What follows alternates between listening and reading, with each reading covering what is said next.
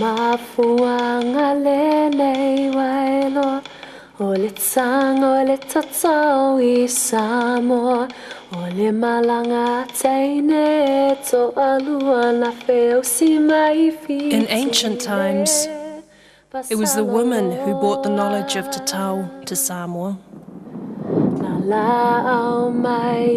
Siamese twins, Taima and Tilawhainga, born undivided but violently separated. They fled Samoa and swam the oceans to Fiji, land of mysteries.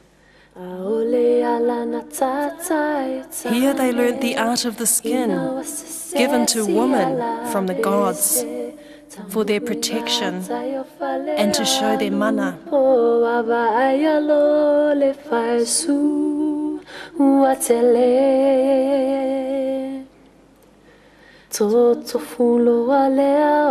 They swam back to Samoa with their new gifts of Tatau. But on their watery journey, they saw a giant clam under the waves.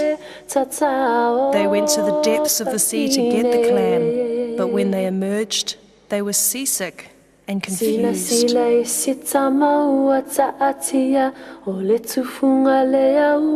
The clam, it seems, had cast a spell on their story.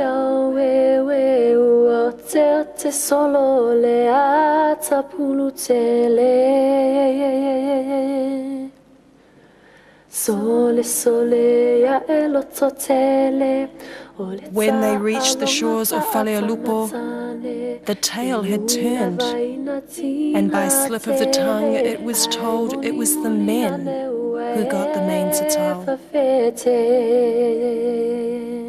The Pea.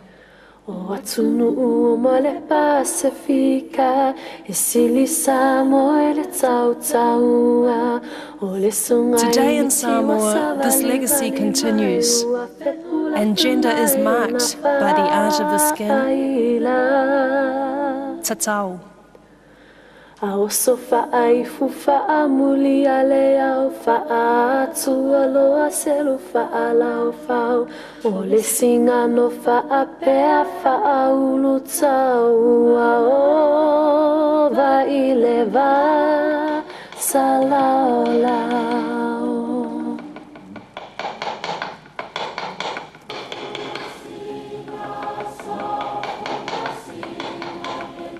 The practice of Tatau has developed with the dawn of Polynesia. First seen in our proto-Pacific ancestors, the Lapita people. These first oceanic settlers to cross the Pacific from Southeast Asia kept a record of their travels tattooed into their clay pots. And so it's believed, their skin. These ancient navigators reached Fiji, Tonga and Samoa, where it's believed the distinctive traits of Polynesian culture was developed. The Lapita patterns now stand as a distant memory of today's Tatau, which has spread from Samoa to the far reaches of the Pacific Triangle. Tatau's function and meaning has been varied in the histories of different island cultures. These marks of mana have been inscribed on bodies for rites of passage, genealogy, spiritual protection, or symbols of social status. I am sure that in pre-European societies of the Pacific, they had the same, they were not just put on for decoration or for artistic purposes. No, I am absolutely sure it was also, the culture was imprinting on you its way of life. You know, how to read its way of life, and then the most important things in that way of life. The mana was more than just an artistic thing that you have to show. I mean, if I had an artistic thing, I would like to show it. I would like to sort of show it. People put clothing on it, you hide it. But that's a different concept of art. Ours, as I said, the reason for that was far more important. It was actually considered clothing, and it's still considered as clothing today. Tatau's common heritage in Polynesia echoes the age-old exchange of materials and ideas of these highly mobile maritime cultures. Tatau forms in Melanesia often share design similarities with their Polynesian cousins.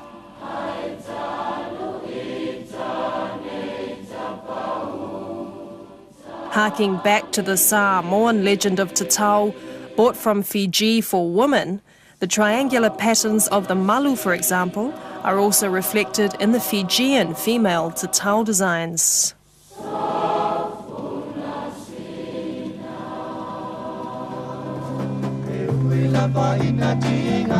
These symbols engraved in ink illustrate the links between our Pacific cultures and also the differences as Tatau journeyed from island to island. From Samoa and Tonga in the west, out eastwards to the Marquesas and the Society Islands,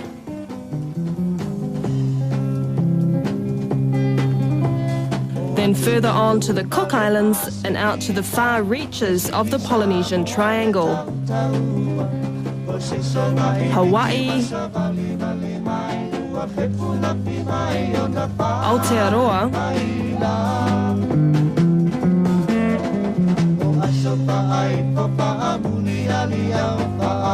and Rapa Nui.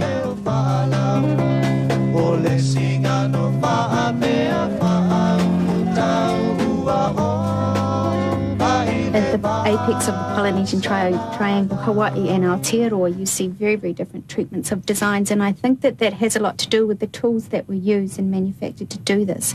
For instance, in this country, a chisel was manufactured and the skin on the face was literally carved. It's moko whakairo, very similar to the way that wood was carved. So that enabled them to produce very, very curvilinear designs, which you also see in the carving. In Samoa, for instance, where they use the owl, which is a comb-like tool, various sizes in that really only permits a very geometric treatment of style. So what you have are blocks of colours and then very, very symmetrical designs taking place. In Hawaii, they have developed a triangular, again, very dense treatment of the designs. Brown skin, you know I love your brown skin. The journey of Tatau in Polynesia's past has brought us to the new millennial era, where the reasons for getting Tatau can be as diverse as the patterns people are choosing. Full body tattoos such as the Samoan pea and the malu are not a light undertaking. In New Zealand, there are now Tatau competitions to highlight the designs and the wearer's ability to understand the social context of these symbols.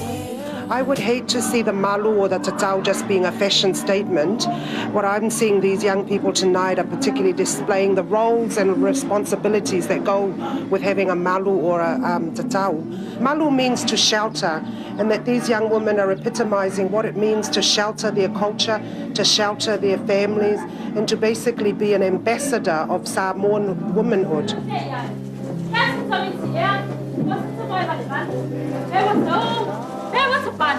I want to also thank their mothers who are here tonight too for teaching these young women and endeavouring to maintain the whakasa more amongst the younger generation as some of us old bags recede into the background. Yeah. With the guys, a large part of their role as tatau is initially in being servants to the ainga. In the old days, to be a matai, you had to have a tatau initially, and the tatau is the age of apprenticeship. So when they do the taulelea roles, we're looking for those things, but the finale of it is how well they demonstrate themselves as a matai.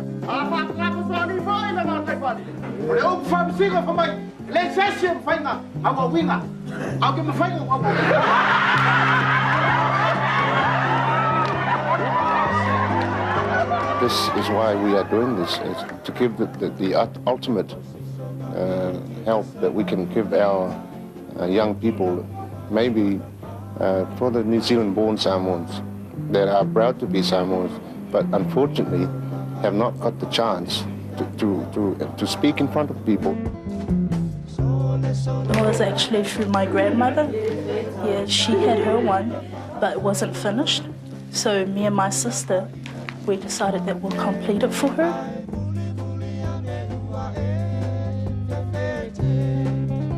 you know the Samoan saying that, you know, the women bear the children and the men have to be Tatau. And another reason for that is because they have to share the pain, you know. It's painful to have babies and also painful to have the Tatau. So therefore, when a man, you know, have the bear, it means showing their own, what do you call, showing their love and their appreciation and, you know, and the devotion to that particular culture with sharing the pain or sharing all the other good things and all the things that can be very painful. I am very intrigued by the malu because most of what is known or what is stereotyped is really the male pi'a. Everyone just goes on about the male pi'a as if that's all we have. And yet historically, the malu was brought by two women, you know, Siamese, Taima and Tilawhainga. Everyone knows the story. But this whole painful operation, endurance, and that whole saying that e aula inga e laua tamaitai. I have a great aunt who used to have it on both her hands. If you read any of Kramer's books or any of the old books where there's any references to malu, you will always see that the Samoan women had it on their hands as well. The malu is actually part of our clothing. The malu moves, and there's a lot of the addition put in by the malu to the whole action of especially the dancing or even the preparation of the kawa. The malu brings out the beauty of the legs of the woman, also matches up with the, you know, the headdress. If you really look at it from now on, how these things moves when you see a real taupo or a real traditional, the one who can really do the Samoan siva well.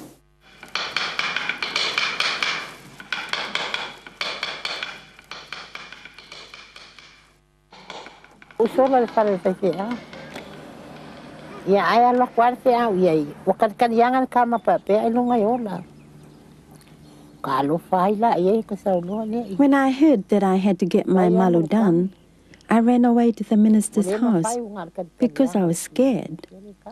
But my family came to get me. I had to do this, otherwise my uncle would die. I knew I would be excommunicated from the church, but I did it because I loved my uncle.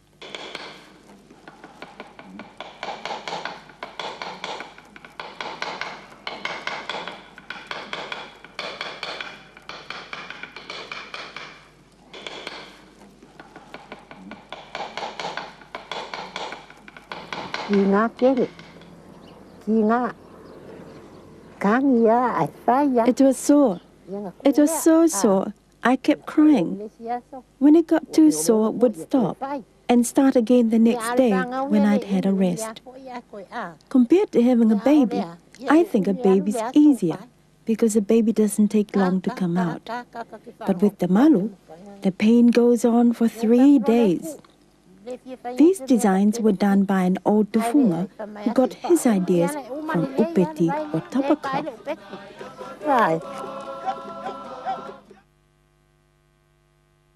Our childbirth is nothing compared to getting a malu done. And I have the deepest respect for everyone who goes and gets a malu or a pe'a. My entire heart and everything goes to them because I think it takes a lot of guts and a lot of pride. It's like you've got a new pair of legs. You just feel, once it's done, you just, inside, it's hard to describe. You feel so good. It's like, wow, you're looking at your legs and I can't believe I've done this. We decided, okay, we'd wait until we could actually catch Suluape because he was always in and out of the country.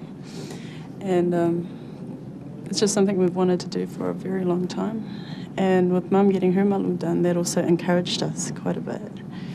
And since our brother decided to do his be'a, and we were like, oh, okay, well, if you're going to do your be'a, we might as well we'll do it.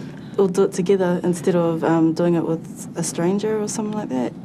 So it was a family thing as well. And the thing is, we did our armbands together too, so we were, okay, we would jump in the bandwagon and we'd just go and get it all done. It was good because the support was there, and because I had one leg done first, and then the next day my sister had both her legs done, so I was there for her and I knew what the pain she was going through. But the thing is, her pain would probably be more intense because, you know, it's both legs, and it's just like, I'm there for you, sis, I'm there for you.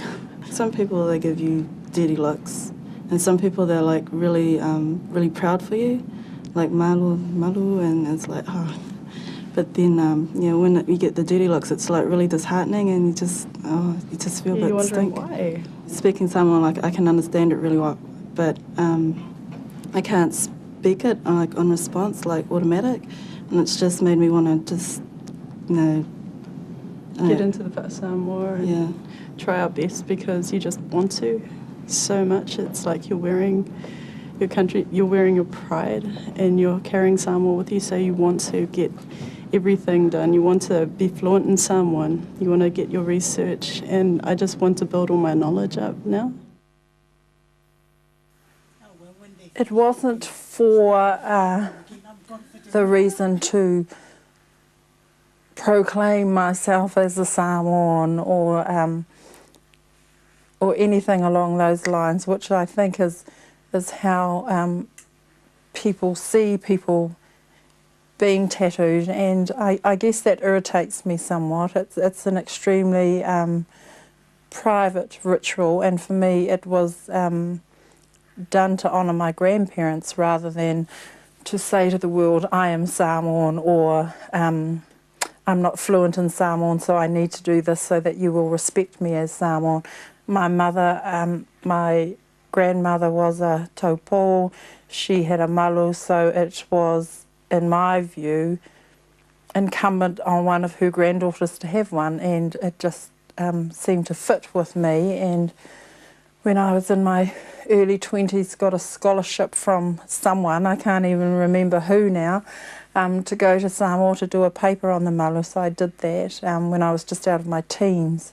So it was something I had always wanted to do, and again, this was some idealistic New Zealand-born kid from Samoa that always had this yearning to do it, and decided to do it about 8 years ago, and did do it, and it's still a really private, personal thing rather than some kind of artistic, born-again Samoan kind of thing. Both the pea and the malu patterns show the connection of the wearer to their extended families and the environment. But as environments change, so too has the style of Tatau.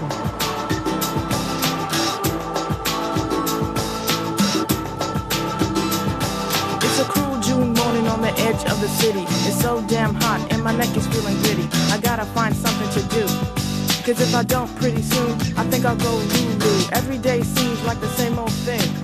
I'm conscious of the whole thing about, you know, how you don't have to have Samoan marks to prove that you're Samoan, because you're Samoan, you've got the nose to prove it. But I don't know, I worked with Suluape, and I thought it was a good opportunity just to get etched with his mark, and I really like it, eh? It means even more now that he's passed, just to have, you know, part of his artwork on my body, so really happy with that one. I think it's something to do with identity. They're growing up here and they hear a lot about Samoa, and they can't go to Samoa, and they want to show people that who they are and what they are. But in actual fact, every little motif means something. And if you know how to read music notes, and that's how I use the designs to make up a combination for a story for someone. The kaulima, which is, you know, just that bit, which is very, I felt was fashionable, but wasn't enough of a statement for myself personally. I wanted to show that it was a connection with my roots, you know, as for Samoa and my heritage, and I just thought a kaulima wasn't enough, you know. I wanted to show that I was serious about making this connection. The first tattoo I ever saw was a malu, and it was my grandmother's sister's. So I was brought up with tattooing in our family. It's always somebody's had one. A lot of, like, the tattooists in the studios, they didn't have anything that reflected me or where I came from. And even with the fully traditional, I still don't consider myself a fully traditional person, and I don't kind of I don't know, I don't quite see it really appropriate for me because I have a lot of new stories and I have a lot of new meanings and a lot of new symbolic sort of ways to express who I am. So they're very me, but they're also very Samoan.